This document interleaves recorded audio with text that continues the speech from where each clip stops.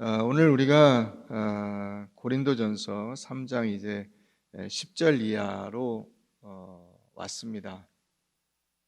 이 앞에까지 우리는 어떤 내용들을 살펴봤냐면 사도 바울이 이 고린도 교인들이 여러 가지 신앙적인 그런 문제들, 혼란함을 겪고 있는 것이 자기들은 잘한다고 생각하는데 사도 바울이 볼 때는 많은 문제들을 안고 있어요. 그 문제에 대해서 신앙의 가장 기본적인 것이 잘못됐기 때문이다.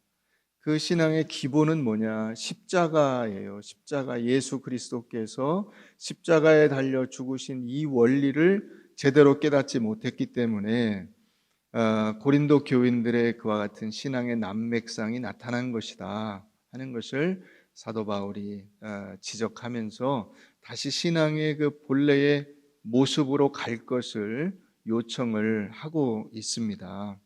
그러면서 이제 3장으로 넘어오면 너희들의 그 현재의 모습, 그렇게 서로 자랑하고 누군가를 비난하고 반대하고 조롱하고 이렇게 공격하고 파벌로 나눠서 싸우고 하는 것은 어린아이와 같이 유치한 신앙일 뿐이다.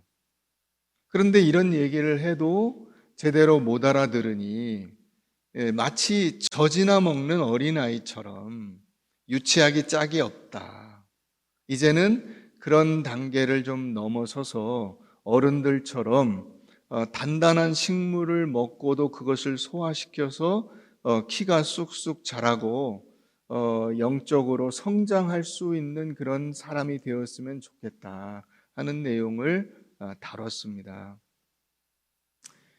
그리고 이제 오늘 본문에 와서는 이제 신앙의 원리를 다시 무엇과 비교해서 설명을 하고 있냐면 집을 짓는 것과 비유해서 설명을 하고 있습니다. 우리가 신앙생활 하는 것이 마치 이 집을 짓는 것과 같은 것인데 어떤 원리를 그 속에서 깨달을 수 있는가 하는 것을 오늘 살펴보면서 서로 은혜를 나누려고 합니다. 먼저 첫째로 예수 그리스도라고 하는 터에 신앙을 세워야 한다는 것이 맨 먼저 나오게 되는데요. 우리 11절에 보면 이 닦아둔 것 외에 능히 다른 터를 닦아둘 자가 없으니 이 터는 뭐예요? 이 터가 우리가 이 집을 지을 믿음의 집을 지을 우리 믿음이라고 하는 이 집을 지을 그 터가 누구다? 예수다. 예수라는 터 위에 우리의 믿음의 집을 짓는 것이다. 그러니까 여러분 우리의 믿음의 터, 여러분들의 인생이라고 하는 집을 짓는다면 어떤 터 위에 집을 지어야 될까? 이것을 우리가 이 본문 속에서 명확히 깨달으셔야 돼요. 이 부분에 있어서 근본적인 혼란을 겪은 사람을 예수님께서 비유를 통해서 말씀을 하시죠. 우리 마태복음 7장을 한번 가보겠습니다. 마태복음 7장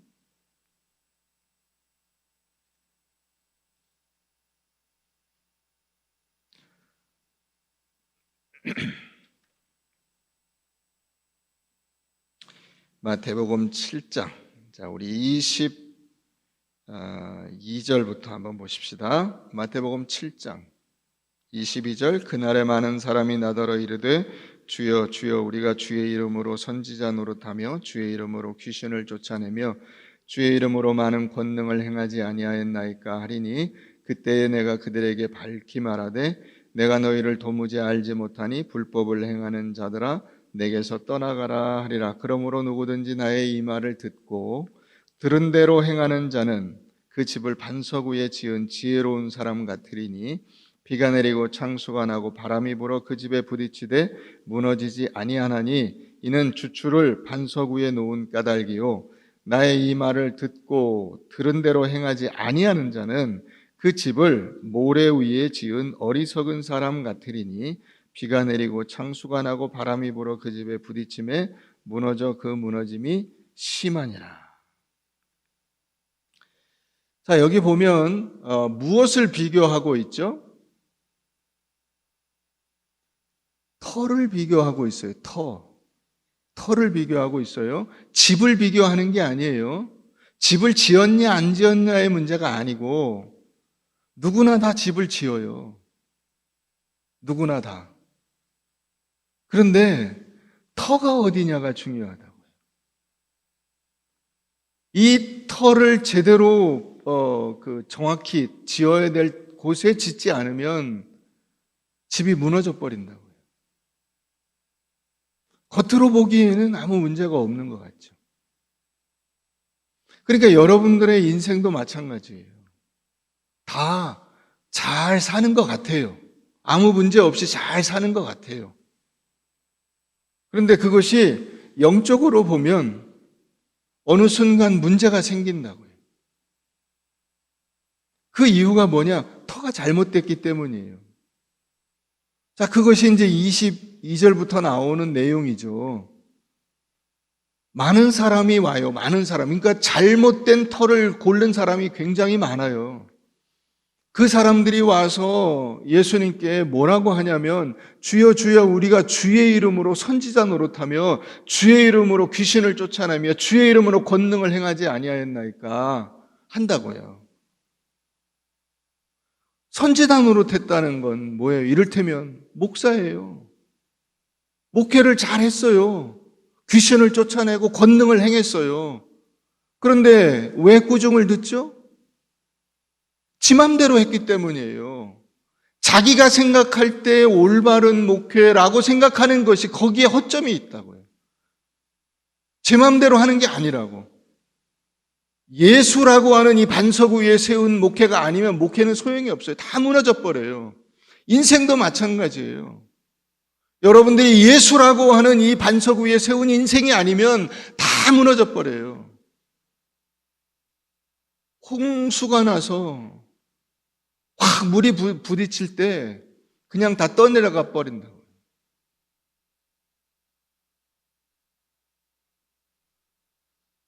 내가 뭘 어떻게 할 것이냐를 자기가 판단해서 살아가는 사람들이 많아요.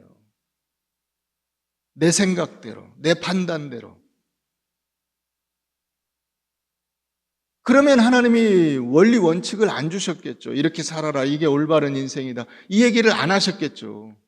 내 마음대로 해서 좋을 것 같으면 내가 보기에 바르고 내가 보기에 올바르고 내가 보기에 정의롭고 내가 보기에 공정하고 그건 다 무너져 버린다.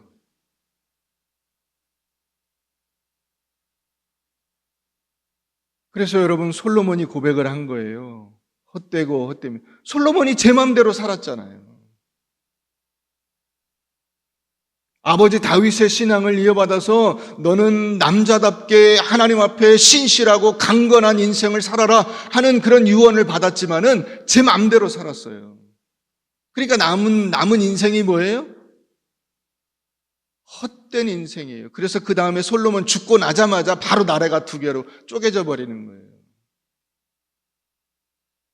그것 자체가 솔로몬의 인생이 실패했다는 것을 나타내는 거예요.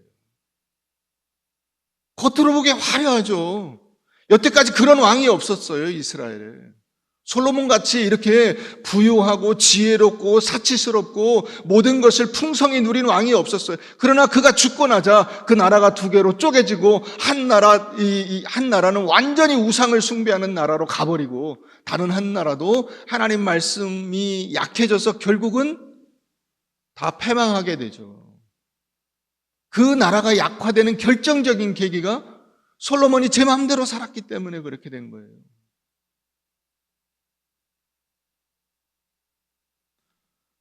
여러분, 우리 인생은 우리가 예수를 믿으면서부터 바로 터가 정해져 버렸어요. 터가. 여러분, 우리 예배당은 지금 종교부지 위에 지어져 있어요. 이 종교부지는 여기다가 종교단체의 건물만 짓게 돼 있죠. 학교 부지가 있어요. 학교만 지어야 돼요. 관공서 부지가 있어요. 거기 관공서만 지어야 돼요. 다른 거는 못 지어요.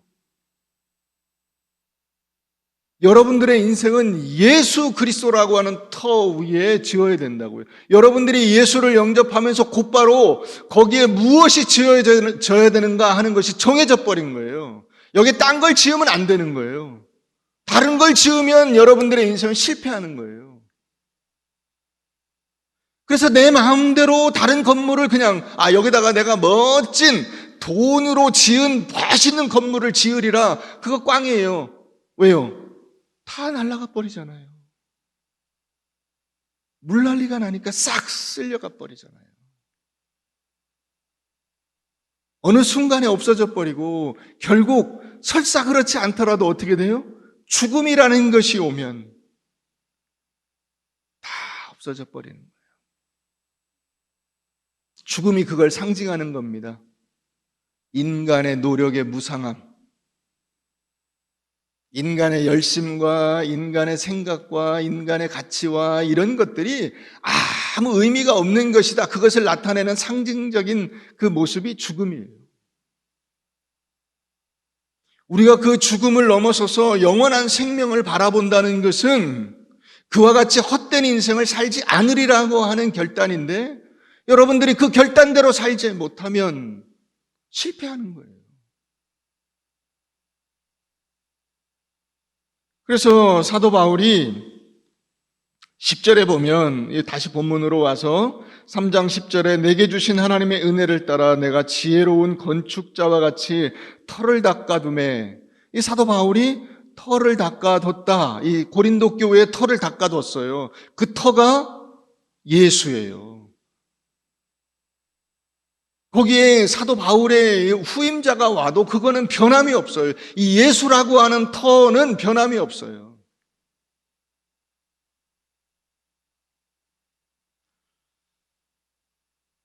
여러분, 우리는 이미 하나님의 나라가 예수로부터 시작이 됐다는 것을 배웠잖아요.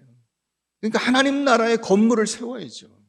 내가 하나님 나라의 일원으로서 살아가게, 이미 그렇게 살고 있잖아요. 아직 완성은 안 됐어요. 이미 완성을 향해서, 이미 시작된 그 나라를 완성을 향해서 가고 있지만은 아직 지금 완성되지 않았어요. 그러니까 열심히 우리가 건물을 세우는 거예요. 우리 인생이라는 건물을 세우는 거예요.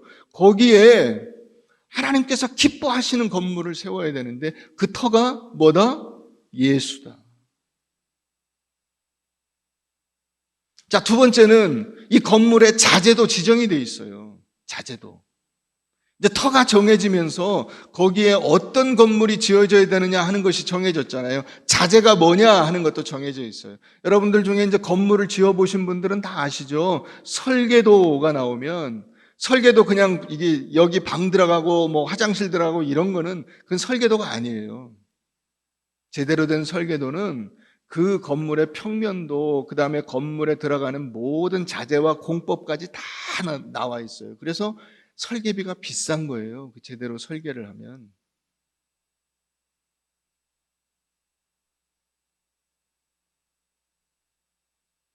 자재가 뭘로 돼 있어요? 본문에 두 가지 종류의 자재가 나오죠. 하나는 나무와 풀과 짚이 있고요. 하나는 금과 은과 보석이 있어요. 이 말씀을 많은 분들이 오해를 했어요. 그 오해를 누가 만들었냐면 목사들이 만들었어요. 하나님의 집을 지어야 되는데 금과 은과 보석과 같이 비싼 걸로 지어야 된다. 나무와 풀과 집처럼 싸구려로 지으면 안 된다. 자꾸 이런 얘기를 했어요. 여기서 이 금과 은과 보석은 비싸다는 뜻이 아니에요. 나무와 집과 풀이 싸다는 뜻이 아닙니다. 이건 실제로 여러분들이 집을 지어보면 아시죠? 나무로 지은 목조 건물이 훨씬 더 비쌉니다. 아시죠? 그럴듯한 그 나무 건물로 기와집 하나 지어보세요. 10억 넘는 건 일도 아니에요. 이게 비싸다 싸다의 뜻이 아니고요. 그런 기준이 아니고 타냐 안 타냐예요. 타냐 안 타냐. 타는 걸로 지은 대표적인 그 자재를 나무와 풀과 짚으로 들은 것이고, 실제로 그렇죠. 나무 집에 불 나면 뭐 순식간이죠. 뭐 짚은 말할 것도 없고요. 금, 은, 보석은 안 타는 거에 상징으로 지은 거예요. 거기에 들은 거예요.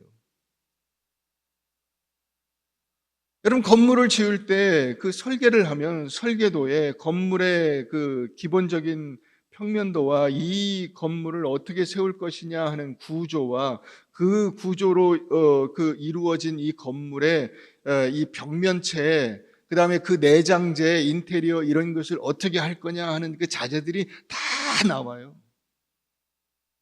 그거를 이 성경에도 명확히 규정을 해 주신 거예요. 자, 그러니까 여기에 계속 13절 이하에 그걸 이제 나타내 주는 거죠. 이 기준이 뭐라 그랬어요? 불타냐 안 타냐예요. 13절 보세요. 각 사람의 공적이 나타날 터인데 그 날이 공적을 밝히리니 이는 불로 나타내고. 여러분, 맨 처음에 인간에게 시험은 뭘로 왔어요? 물 시험이 왔어요. 물로 심판을 했어요. 자, 이제 두 번째 심판은 뭘로 와요? 불로 와요. 그 불에 타버리면 끝나는 거예요. 다 싹 물로 쓸어 내려가면 그것도 끝나는 것이고, 이제 불은 불태워서 안 타고 있으면 된 거예요. 타면 끝난 거예요. 타면 없어져 버리는 거예요. 그 불이 각 사람의 공적이 어떠한 것임을 시험할 것임이라. 만일 누구든지 그 위에 세운 공적이 그대로 있으면 상을 받고 누구든지 그 공적이 불타면 해를 받으리니 그러나 자신은 구원을 받되 불 가운데서 받은 것 같으리라. 불타는 것들이 어떤 것들이죠? 돈, 명예, 건강 이런 것들이에요. 그건 다 불타 없어질 것들이에요. 그러니까 여러분, 그런 것에 여러분들의 인생을 세우려고 하지 마세요. 돈이나 명예나 권세나 세상의 어떤 사람들의 인정이나 여러분들의 건강이나 내가 건강해야 어떻게 될 수 있다, 자꾸 그렇게 가시는데 그렇지 않아요. 인생은 병들어도 건강해도, 내가 몸이 아파도 아무런 이상이 없어도 항상 어느 순간에든지 어느 때에든지 하나님께서 원하시는 일이 무엇인가를 바라보면서 나의 삶 속에서 그것을 견뎌내는 거예요. 그건 역시 다 마찬가지예요. 돈이 있든지 없든지, 권세가 있든지 없든지, 모든 여건들이 원만하든지 그렇지 않든지 상관없이 그 속에서 내가 어떻게 하나님을 섬길 것인가, 하나님의 말씀대로 살아낼 것인가, 하나님께서 내게 주신 이 믿음의 가치를 나의 삶 속에서 어떻게 내가 실현해 갈 것인가, 우리 부부는 어떻게 어려운 상황에서도 견디면서 서로를 사랑하며 아끼며 격려하며 기도하며 하나님을 향해서 같이 달려갈 것인가, 우리 온 가정은 하나님께서 기뻐하시는 가정을 어떻게 세워 나갈 것인가. 그게 돈과 상관이 없고 명예와 상관이 없고 사람들이 인정해 주는 것과 안 인정해 주는 것과 상관이 없어요. 근데 이걸 자꾸 어디에 세우려고 그래요?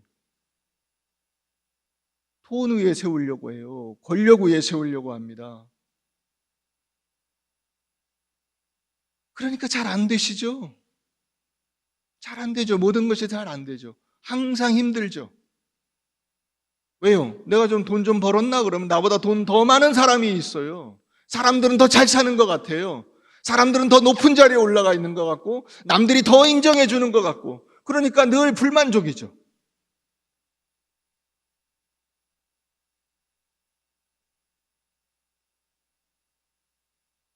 건축 자재, 나무나 풀이나 짚이 아니에요.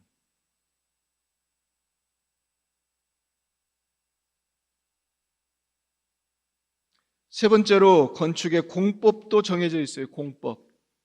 어떻게 이 집을 지을 것인가 하는 것도 정해져 있어요.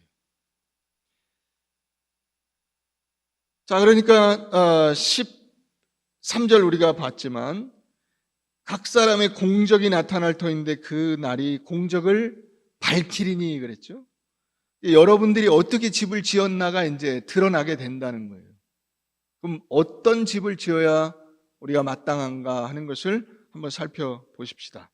마태복음 16장으로 가봅니다. 마태복음 16장. 우리가 세워야 될 우리 믿음의 집, 각 사람의 믿음의 집의 공법이 뭐냐? 하는 것을 예수님께서 알려주십니다.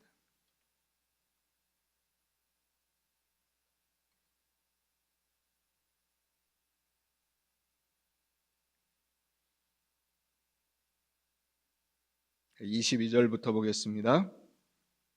마태복음 16장 22절. 베드로가 예수를 붙들고 항변하여 이르되 주여 그리 마옵소서, 이 일이 결코 주께 미치지 아니하리이다. 예수께서 돌이키시며 베드로에게 이르시되 사탄아, 내 뒤로 물러가라. 너는 나를 넘어지게 하는 자로다. 내가 하나님의 일을 생각하지 아니하고 도리어 사람의 일을 생각하는도다 하시고, 베드로의 그 마음 속에 이 예수님과 함께할 자신의 미래가 그려져 있죠. 베드로가 생각한 그 예수님과 함께하는 미래는 어떤 미래일까요? 예수님이 이제 그 로마에 대한 독립운동을 일으키셔가지고 로마 군대를 물리치고 예수님이 이스라엘이라고 하는 이 독립국가의 왕이 되시고, 베드로와 그 나머지 제자들은 12 대신이 되고, 그 계시록에 나오는 12 장로와 같이, 그리고는 다른 사람들을 이 예수님을 정점으로 해서 다스리는 거예요. 그런 나라를 꿈꿨어요. 근데 예수님이 지금 그렇게 가시려고 안 하시는 거예요. 그런 일을 안 하시려고 그래. 자기들이 생각하는. 그래서 예수님에게 꾸중을 하는 거예요. 꾸중을. 베드로가 이 스승인 예수님에게 꾸중을 하는 거예요. 여기 항변하여가 이게 꾸중하다라는 말과 같은 말이에요. 같은 말이에요. 예수님께서 베드로에게 이르시되 이게 꾸중한 거예요. 서로 막 이게 지금 입씨름을 한 거예요. 예수님께서 베드로에게 뭐라고 하시죠? 네가 하나님의 일을 생각하지 아니하고 사람의 일을 생각하는도다 그랬어요. 사람의 일을 생각하는 게 사탄이에요. 자꾸 사람의 관점에서 내가 좋은 대로 하도록 만드는 것이 사탄이 하는 일이에요. 사탄은 우리로 하여금 자꾸 내가 원하는 대로 하라 그래요. 야, 네가 원하는 대로 해야지. 너 좋은 대로 해야지. 너 즐거운 대로 해야 돼. 말씀을 따라 살아가는 것에 이 방점이 찍혀 있지 않고 내가 원하는 것에 방점이 찍혀 있어요. 내가 원하는 거, 내가 즐거운 거, 내가 할 수 있는 거.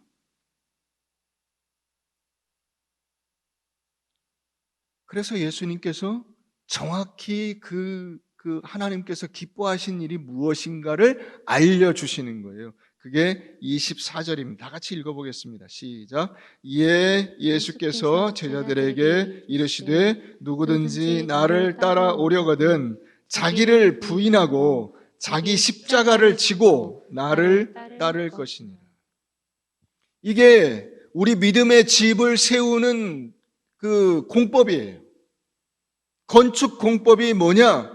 자기를 부인하고 자기 십자가를 지고 주님을 따라가는 거예요. 내가 만약에 내 욕심만 생각하고 내가 원하는 대로 하면 어떻게 되는 거예요? 불타 없어져 버리는 거예요. 여러분, 실제로 베드로가 그렇게 했죠. 예수님의 이 경고에도 불구하고 베드로는 제 마음대로 했어요. 그러니까 어떻게 됐어요? 예수님 죽고 모든 게 허무하게 끝나버렸어요.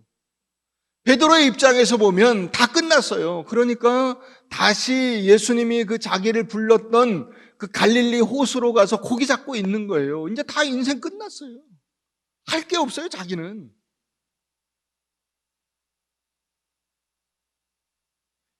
예수님께서 이렇게 확실하게 말씀하시잖아요. 많은 고난을 받고 죽임을 당하고 제3일에 살아나야 할 것을 제자들에게 비로소 나타내셨어요. 이 얘기를 귓등으로도 안 들은 거죠. 예수님이 뭘 하시려고 하는지에 대해서 관심 자체가 없어요. 그리고 뭔만 생각합니까? 자기 일만 생각합니다. 자기 생각만 옳다고 생각을 하는 거예요. 그러니까 다 끝나버렸어요. 한심하잖아요. 자기가 여태까지 3년 동안이나 예수를 따라다녔는데 예수님이 십자가에 달려 사형수가 돼서 그것도 이게 국사범이잖아요. 반역자 아니야. 그 조금이라도 자기 이름이 나오면은 자기도 잡혀가서 죽을지 모른다는 두려움에 떨면서 고향으로 내려가 버린 거예요. 그렇게 인생이 끝났어요.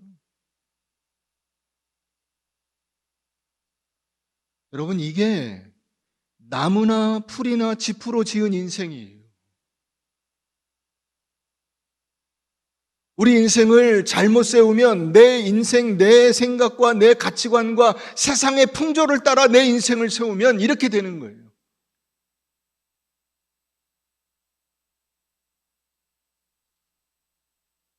20장 가봅니다. 마태복음 20장.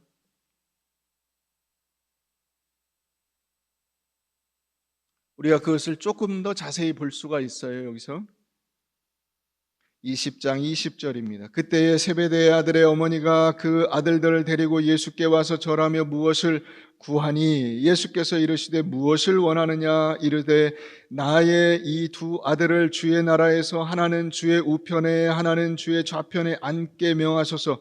예수께서 대답하여 이르시되 너희는 너희가 구하는 것을 알지 못하는도다. 내가 마시려는 잔을 너희가 마실 수 있느냐? 그들이 말하되 말 수 있나이다. 이 말도 무슨 말인지를 알지도 못하면서 대답을 한 거예요. 이것도 이르시되 너희가 과연 내 잔을 마시려니와 내 좌우편에 앉는 것은 내가 주는 것이 아니라 내 아버지께서 누구를 위하여 예비하셨든지 그들이 얻을 것이니라. 열 제자가 듣고 그 두 형제에게 대하여 분이 여기거늘 예수께서 제자들을 불러다가 이르시되 이방인의 집권자들이 그들을 임의로 주관하고 그 고관들이 그들에게 권세를 부리는 줄을 너희가 알거니와 너희 중에는 그렇지 않아야 하나니 너희 중에 누구든지 크고자 하는 자는 너희를 섬기는 자가 되고 너희 중에 누구든지 으뜸이 되어야 하는 자는 되고자 하는 자는 너희의 조응이 되어야 하리라. 인자가 온 것은 섬김을 받으려 함이 아니라 도리어 섬기려 하고 자기 목숨을 많은 사람의 대속물로 주려 함이니라. 똑같은 얘기죠. 베드로에게 하신 말씀과 똑같은 얘기예요. 자기를 부인하고 자기 십자가를 지고 나를 따르라 하는 말씀과 너희 중에 누구든지 크고자 하는 자는 남을 섬기는 자가 되고 누구든지 으뜸이 되고자 하면 남의 조응이 되어야 한다. 십자가의 원리예요. 자기 부인의 원리입니다. 우리는 이런 것에 대해서 생각하지 않고 항상 뭐만 생각해요? 어떻게 하면 주의 우편에, 어떻게 하면 주의 좌편에 내가 앉아가지고 다른 사람들에게 목에 힘주고 떵떵거릴 수 있느냐? 이것만을 생각해요. 밑에 들어가서 다른 사람을 받쳐주고 받들어주고 섬겨주고 하는 일에 대해서는 관심이 없어요. 여러분, 예수님께서 우리의 인생 속에 하신 일이 무엇인가 하는 것을 우리가 잘 깨달아 알아야 돼요. 교회가 어떤 곳이죠? 교회는 바로 이것을 연습하는 곳이에요. 교회는 예수 십자가를 훈련하고 연습하는 것이 바로 교회 공동체인 것입니다. 우리 에베소서 4장을 한번 가보겠습니다. 신약 313페이지 에베소서 4장입니다.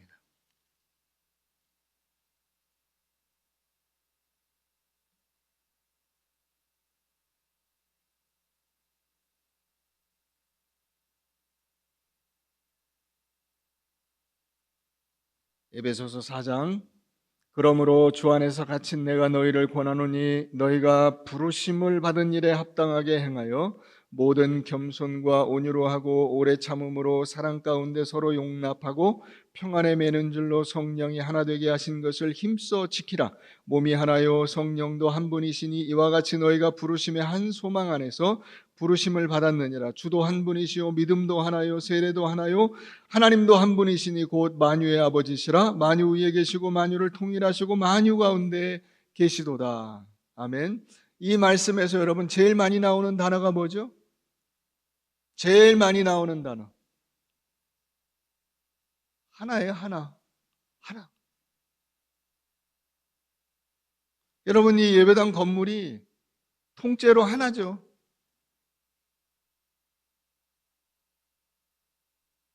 하나님의 성전이라고 하는 것이 통째로 하나예요. 우리 교회 공동체 전체를 말하는 거예요. 만약에 여기에 HBM 따로, 시멘트 따로, 무슨 나무 따로, 뭐 쇠 따로 다 따로따로 놓으면 그건 예배당이 아니죠. 그냥 건축 자재의 이 모음이지. 건축 자재상이지. 이게 건물이 되는 것은 이것이 전부 다 이 이질적인 요소임에도 불구하고 전부 다 달라붙어 있기 때문에, 하나가 되어 있기 때문에 된 거예요. 근데 이 하나의 밑바닥에 뭐가 있어요? 기초가 있죠. 기초. 반석이라고요. 반석. 예수라고 하는 반석. 예수님이 저 밑에 내려가서 그 밑에서 밑바닥을 받쳐주고 있다고요. 그런데 우리는 여기서 자꾸 뭐가 되려고 그래요? 자꾸 위에 꼭대기에 올라가려고 그래요. 예수를 닮았으면 예수님 내가 위에 엎어져야 돼. 나도 이 주춧돌처럼, 예수님의 모퉁이 돌처럼 이 밑에 내려가서 예수님 위에 엎어져 가지고 내 위에 다른 것들을 세워야 되잖아요. 근데 이걸 안 하고 자꾸 자기는 위로 올라가려고 그래요. 이게 교회에 가장 큰 혼란을 일으키는 거예요. 자꾸 자기를 내세우려고, 자기 얼굴을 내세우려고 하고, 자기 이름을 내세우려고 하고, 그것이 안 나오면 아무것도 하지 않으려고 하고. 여러분, 이 건물이 든든히 서 있는 그 가장 근본적인 이유는 어디에 있어요? 기초가 든든하기 때문에 있는 거예요. 전 세계의 모든 교회 공동체가 무너지지 않는 이유는 어디 있냐면 바로 예수 그리스도라고 하는 이 기초 위에 세워졌기 때문에 교회가 무너지지 않는 거예요. 이 사실을 우리가 명확히 알아야 되는 것입니다. 내 인생의 기초도 마찬가지예요. 인생의 기초를 자꾸만 세상적인 것을 갖다 끌어다가 거기다가 이 접합을 시키면 안 되는 거예요. 여기 보면 세상적인 가치가 뭐가 있어요? 모든 돈과 권력과 명예와 이런 것들 가운데 서로 용납하고 성령이 하나 되게 하신 것을 지키라 이렇게 돼 있어요? 아니죠. 겸손, 온유, 오래 참음, 사랑, 용납, 평안, 성령. 이것이 영적인 건축 자재예요. 이것으로 우리 각 성도들이 비벼져서, 자, 4절 가서 보세요. 몸이 하나요 성령도 한 분이시니 이와 같이 너희가 부르심의 한 소망 안에서 부르심을 받았느니라. 그래서 주도 한 분이고 믿음도 하나고 세례도 하나고 하나님도 한 분이고, 그래서 그 하나님 안에서 우리가 하나님께 달라붙어져서 이 하나님의 영적인 성전의 일부분이 되어 있는 거예요. 일부분. 그 속에 들어가서 나도 예수와 합쳐져 가지고 성전의 한 부분으로 내가 기능을 하고 있는 거라고. 어떤 사람은 바닥에 타일이 되어 있고, 어떤 사람은 이 의자에 옆 모서리가 되어 있고, 벽체가 되어 있고, 곳곳에 흩어져서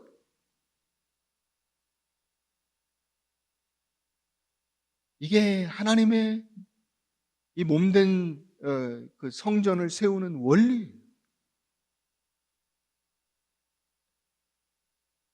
우린 이런 것들을 하지 않고 자꾸 나눠지고 분열하고 싸우고 갈등하고 대립하고, 그게 여러분 이 에베소서 4장 1절에 6절 말씀과 비교해 보세요. 하나 나눠지면 안 되는 거예요. 여기서 싸우면 안 되는 거예요. 그럼 싸우지 않을 원리가 뭐냐? 그럼 어떻게 안 싸우냐? 사람과 사람이 만났는데 어떻게 안 싸웁니까? 그래서 그것을 우리가 성령의 은혜를 붙들고 신실하게 매일매일의 삶 속에서 애쓰고 노력하는 거예요. 겸손, 온유, 오래 참음, 사랑, 용납, 평안, 성령의 하나 되심에 굴복하고 이 일을 해 나가는 거예요. 그걸 연습하는 데가 어디다? 교회예요. 교회. 이걸 하는 데가 교회예요. 이건 영상으로 되는 게 아니에요. 화면을 봐가지고 상대방 쳐다보고 그냥 안 보고 잘 있었지? 이렇게 한다고 해서 되는 게 아니에요. 가정에서도 마찬가지예요. 가족들이 늘 부여잡고 격려하고 축복하고 해야 되는 것이지, 얼굴도 안 보고 화면 통화한다 그래서 되는 게 아니에요.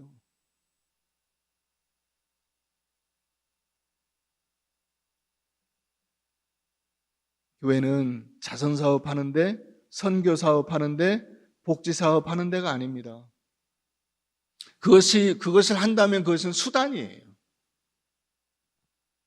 선교 사역이나 복지 사역이나 혹은 여러 가지 자선 사역은 우리가 이런 것을 배우는, 교회 공동체가 하나 될 수 있도록 자기 자신을 훈련해 가는 수단이에요.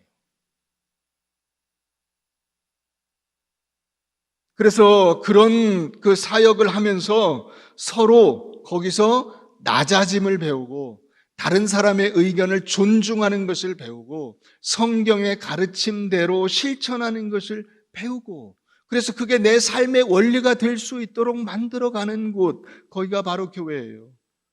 그런 사역을 하는 겁니다. 그걸 일컬어서 사역이라고 하는 것입니다.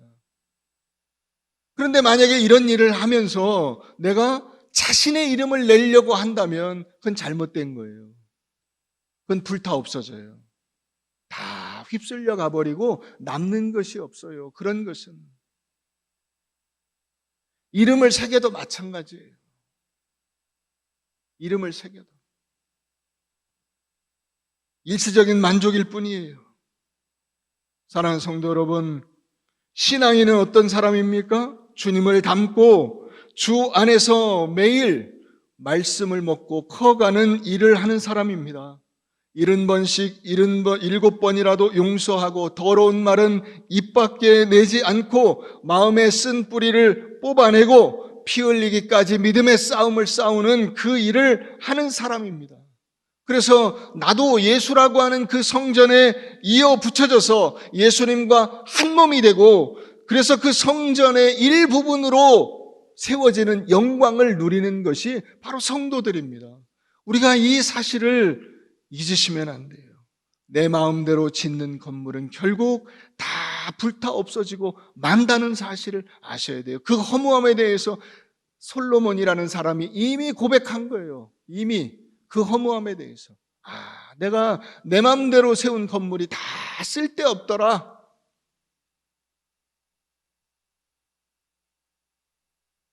사랑하는 성도 여러분, 이제 여러분들이 추석을 맞이해서 식구들과 같이 만나게 될 겁니다. 만나시거든 다른 사람의 얘기를 잘 들어주시고, 말도 안 되는 소리라고 핏대 높이지 마시고, 기도해주고, 말씀으로 자신을 다스리고, 그냥 바보같이 허허허 웃어주시고,